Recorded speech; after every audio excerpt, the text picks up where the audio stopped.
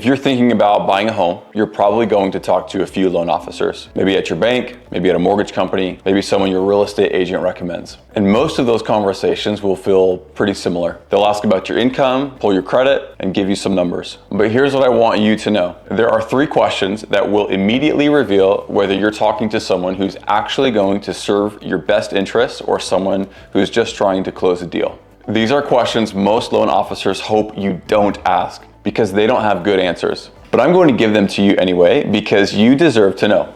I'm Dustin Hutley, and by the end of this video, you'll be able to walk into a mortgage conversation with the confidence to know whether you're in good hands or not. But before I give you the 3 questions, I want to explain why this matters so much. Buying a home is probably the biggest financial decision you'll ever make. And the person guiding you through the mortgage process can either make that experience smooth and successful, or they can make it stressful, confusing, and potentially costly. The difference isn't always obvious on the surface. Most loan officers will seem professional. They'll have answers for your basic questions. They'll tell you they can get you a great rate, but there's a huge gap between someone who processes mortgages and someone who actually guides you through one of the most important decisions of your life. The questions I'm about to give you will help you tell the difference. Question number 1. If I don't qualify today, what specific plan would you create to get me there? This question is crucial because it reveals whether someone is a transactional processor or an actual advisor. Most loan officers operate on a simple model. Run your application, see if you qualify, give you a yes or a no, and move on to the next application. If you qualify, great, they get paid. If you don't qualify, you're not their problem anymore. They might give you some generic advice like work on your credit or you just need to save more money, but they're not going to create an actual plan. And that's what you need. An advisor does it differently. An advisor understands that no should never be the end of the conversation. If you don't qualify today, they should be able to tell you exactly why, exactly what needs to change, and exactly how long it will take if you follow a specific plan. This has happened very recently. Actually, about 2 months ago, we closed a transaction where she had come to us before and had good income, just solid situation, money for a down payment, but credit score was too low. And there were just some things that really weren't her fault, but it had set her back with her credit and they just needed some cleanup. And so she was in the mid 500s and we needed it to be at least above 620 for her specific situation. So we provided her a very specific, very strategic plan on exactly how to get those scores up and the time frame that it might take. We initially gave her a time frame of about 60 days. She ended up following it so well that it ended up coming up in about 30 days. And as soon as it came up, scores came through with what we needed and she was able to qualify right away, get into a home. We were actually able to close on a transaction for her in about 45 days from when we first realized that she wasn't qualified to actually closing on a home. So ask this question to any loan officer you're considering working with. They stumble, they give you something vague. If they seem uncomfortable, that can tell you a lot. They're not equipped or willing to actually guide you. Question number 2, what loan products and assistance programs have you worked with in the last 90 days? This question reveals whether someone actually knows the full range of options available to you or whether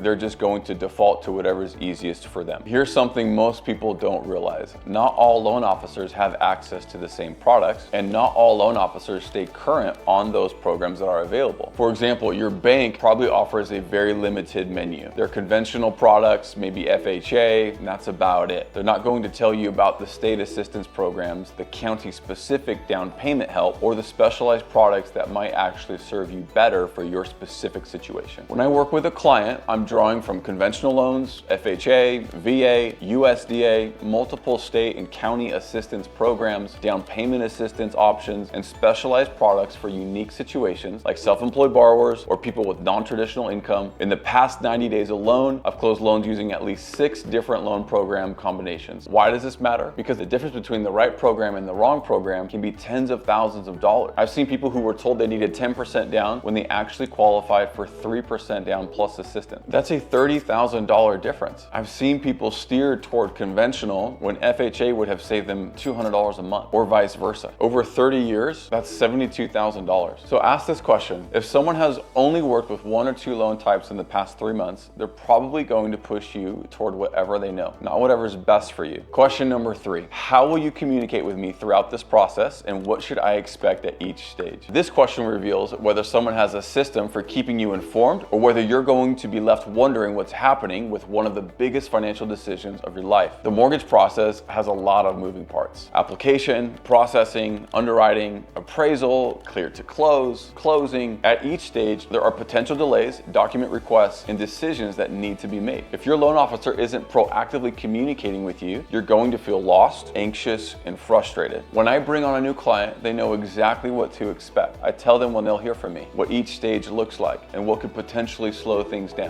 My team communicates proactively. We don't wait for clients to reach out wondering what's happening. When there's an update, they hear about it. When there's a potential issue, they hear about it immediately so we can solve it together. So ask this question and pay attention to the answer. If someone is vague, they will say, "We'll keep you updated." That can be a red flag. If someone has a specific system, they say, "You'll get updates every Tuesday and Friday, plus immediate notification of any document requests or changes." That tells you they actually have a process for taking care of their clients. Now, I want to give you a few bonus red flags to watch out for that go beyond these 3 questions. Red flag number 1, they only talk about rate. If a loan officer leads with, "I can get you the best rate," and doesn't ask much about your situation, your goals, or concerns, that's a sign they see you as a transaction and not a person. Rate matters, but it's one piece of a bigger picture. The right loan structure, the right program, the right timeline, these things matter as much or more than rate. Red flag number 2, they pressure you to move fast. Yes, the mortgage process has timelines. Yes, some offers and rates are time sensitive, but if someone is pushing you to make decisions before you're ready, before you understand your options, before you've had your questions answered, that's about their commission and not your well-being. A good loan officer wants you to feel confident and not rushed. Red flag number 3, they get defensive when you ask questions. Truly, there shouldn't be any question that is off limits. This is a big one. If you ask any of the 3 questions I gave you and someone gets uncomfortable, dismissive, or defensive, that tells you they're not used to informed clients. They're used to people who trust them blindly. You should never feel bad for asking questions about one of the biggest financial decisions of your life. Anyone who makes you feel that way doesn't deserve your business. Okay, red flag number 4, they disappear after the initial conversation. If someone is responsive and attentive when they're trying to win your business, then goes silent once you've committed, that's a massive red flag. The application is just the beginning. The communication should stay consistent all the way through closing and beyond. So here's what I want you to do. Write down these 3 questions. Keep them on your phone, on a sticky note, wherever you'll remember them. When you talk to any loan officer, including me, ask these questions. Listen carefully to the answers. Notice how they respond, not just what they say. Trust your gut. If someone seems defensive, vague, or uncomfortable, that's information. If someone lights up and gives you specific, confident answers, that's information too.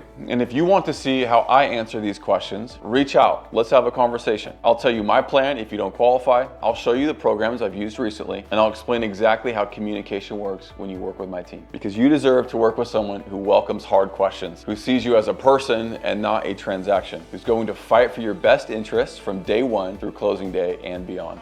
With that said, schedule a free intro call with me by hitting the link down in my description. We'll see you in the next video.